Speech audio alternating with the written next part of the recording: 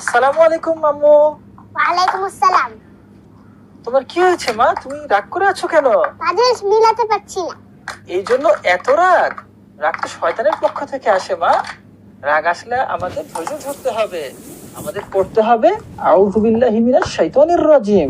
তাহলে দেখবে শয়তান দৌড়ে পালাবে। আচ্ছা মা, সেদিন যে আমরা মেলা থেকে একটা বই কিনে এনেছিলাম না, উপদেশ ও গল্পে ইসলামী শিষ্টাচার, বইটা নিয়ে আসো তো আম্মু।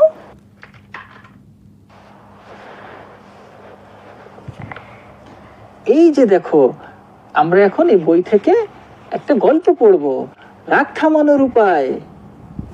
আমাদের প্রিয় নবীজি সাল্লাল্লাহু আলাইহি ওয়াসাল্লাম রাগ থামানোর সহজ কিছু উপায় শিখিয়েছেন।